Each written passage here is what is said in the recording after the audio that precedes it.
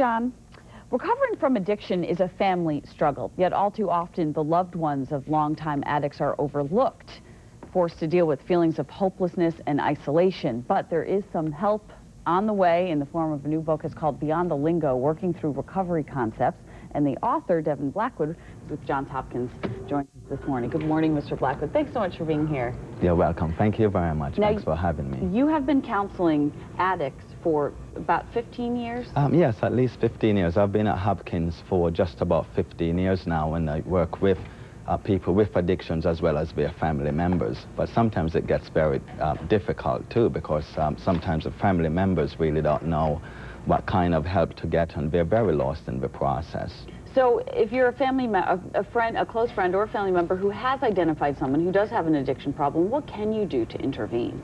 Well, many times, if they're a clinician, they can move quickly towards intervention, but sometimes friends or colleagues or even the family members themselves really don't know what to do, because they don't really know what to say and how to convey the message of hope, and sometimes they feel as if they're infringing on the personal rights of people.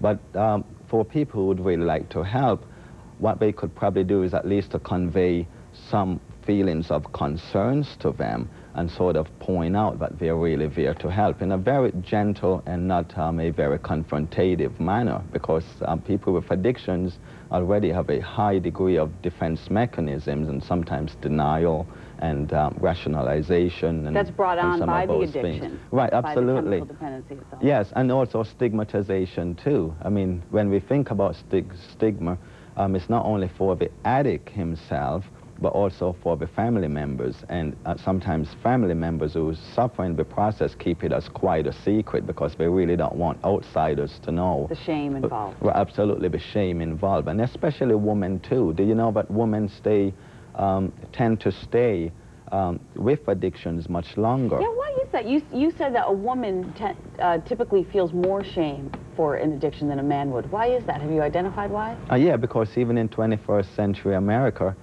there's still quite a double standard, and that the expectations for women is so different from men. But a lot of times too, there's this thing about self-esteem and really what a lady ought to be like, but they really shouldn't get caught up in certain things. And so much of the ladies that I work with at Hopkins, many of them have lived a life of prostitution. They have suffered tremendous abuse and domestic violence in all its forms, and sexual assault, and many times it's quite demoralizing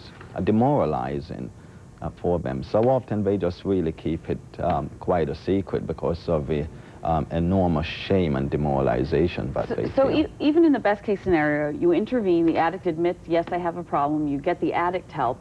Oftentimes, friends and family don't get help for themselves. What can they keep in mind throughout the process? Right, well, it's critical here for the family members to get help, because it can really have a devastating emotional strain on family members, and sometimes in their own frustration they get depressed, they get sad, and really very unmotivated to move forward with their life. So some of the initial things that family members can do is, one, to ask questions, to keep the line of communication open, to seek for professional help, to get help from their physician or a nurse at a neighborhood clinic.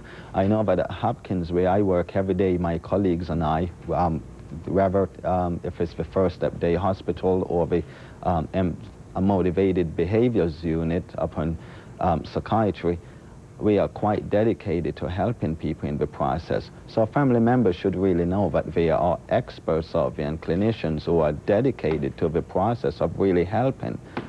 I know that in 3 minutes we're obviously not even going to scratch the surface of this issue, so you might want to pick up Mr. Blackwood's book. Again, the name is Beyond the Lingo. It's called Working Through Recovery Concepts, and it's by Devon Blackwood with Johns Hopkins Hospital. And just want to mention he's also a mentor with a great organization called Baltimore Rising here. It's the mayor's faith-based initiative for at-risk youth. Thanks so much for being here. Yes, could I also give information on how people can contact me? We'll put all that information on our website so people can get in touch with you. All right, thank you very much. And stay with us. Animal Rescue is coming up next with a pet that needs a home. But first, we're going to have a look at last night's winning lottery number.